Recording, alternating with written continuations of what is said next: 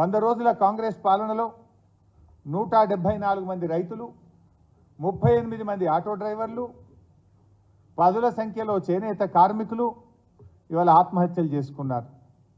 ఇవాళ ఈ కాంగ్రెస్ పార్టీని నమ్ముకున్నందుకు ఇటు రైతుల కుటుంబాలు, అటు చేనేత కార్మికుల కుటుంబాలు, అటు ఆటో కార్మికుల కుటుంబాలు ఇవాళ రోడ్డు మీద పడ్డాయి. ఈ మోసం, 24 గంటల కరెంటులో మోసం, వడ్లకు బోనస్ ఇవ్వడంలో మోసం, మోటార్లు కాలుతున్నాయి, ట్రాన్స్ఫార్మర్లు కాలుతున్నాయి, పంటలు ఎండుతున్నాయి, సాగునీటి సరఫరాలో పూర్తి వైఫల్యం. అడుగడుగున రైతులకు అన్యాయం చేసినారు.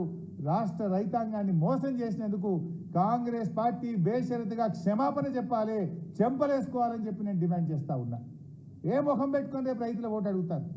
ఇలా గ్రామాల్లో పోతా ఉంటే మళ్ళీ పాత రోజులు, ఏ ఊర్లో చూసినా బోరు బండితో కొత్తగా బోర్లు వేస్తున్నారు, క్రేన్లు పెట్టి బావులు పూడిక తీస్తున్నారు, మోటార్లు కాలిపోతే మెకానిక్లను తెచ్చి కాలిపోయిన మోటార్లను బయటకు తీసి వైండింగ్ దుకాణాల దగ్గర పడిగాపులు కాసే పరిస్థితి తెచ్చింది కాంగ్రెస్ పాలన.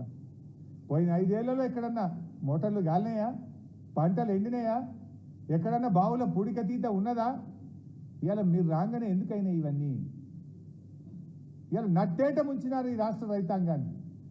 రైతాంగానికి తీవ్రమైనటువంటి అన్యాయం చేసింది ఇవాళ కాంగ్రెస్ పార్టీ, కాంగ్రెస్ ప్రభుత్వం. కౌలు రైతులకు ఇస్తామన్నారు, కౌలు రైతుల మీద ప్రేమ నటించిండ్రు. అసలు రైతుకు లేదు, కౌలు రైతుకు లేదు. ఎడమైంది కౌలు రైతులకు రైతు బంధు? ఎందుకు ఇయ్యలేదని నేను అడుగుతా ఉన్నా. కనీసం కౌలు రైతులను గుర్తించే ప్రక్రియ కూడా ఈ రోజుకు ప్రారంభం కాలేదు.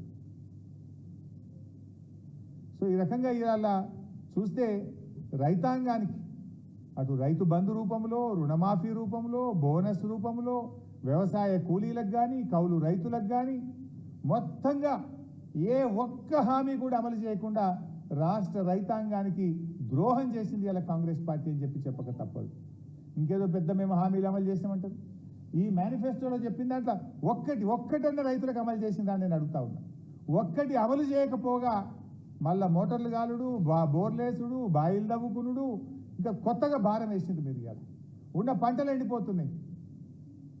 ఇవాళ కాంగ్రెస్ పార్టీని నేను డిమాండ్ చేస్తా ఉన్నా, ఈ రాష్ట్రంలో ఎండిపోయిన పంటలకు ఎన్యూమరేషన్ చేసి ప్రతి ఎకరానికి 10,000 రూపాయల నష్టపరిహారం వెంటనే చెల్లించాలని చెప్పి ఈరోజు మేము కాంగ్రెస్ పార్టీని డిమాండ్ చేస్తా ఉన్నాం.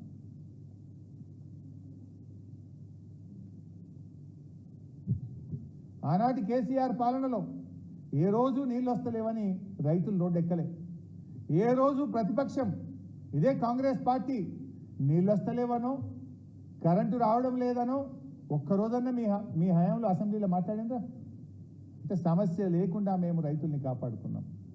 మీరు వచ్చి రాగానే రైతులను సమస్యల వలయంలో నిలిపేసింది. మీరు రైతు ఆత్మహత్యలు పెరిగినాయి. ఇలా 174 మంది రైతులు ఇలా ఆత్మహత్య చేసుకునే పరిస్థితి మీ యొక్క చేతగానితనం వల్ల, మీరు హామీలు అమలు చేయకపోవడం వల్ల, మీ ఫెయిల్యూర్ వల్ల ఇలా రాష్ట్రంలో రైతు ఆత్మహత్యలు జరుగుతున్నటువంటి పరిస్థితి ఉన్నది.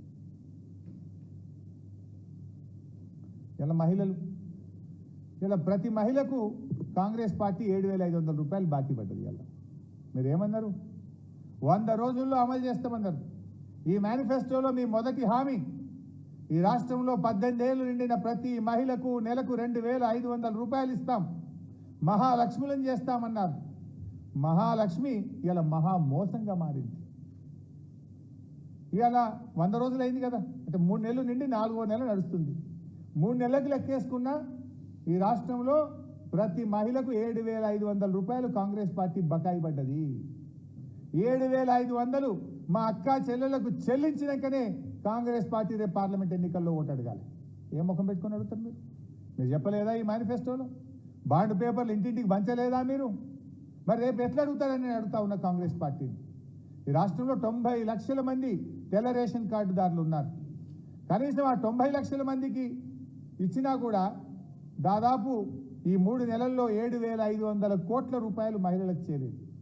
అంటే ఈ రాష్ట్రంలో అక్కా చెల్లెలకు 7,500 కోట్ల రూపాయలు ఇవ్వకుండా ఈ రాష్ట్ర మహిళల్ని మోసం చేసింది కాంగ్రెస్.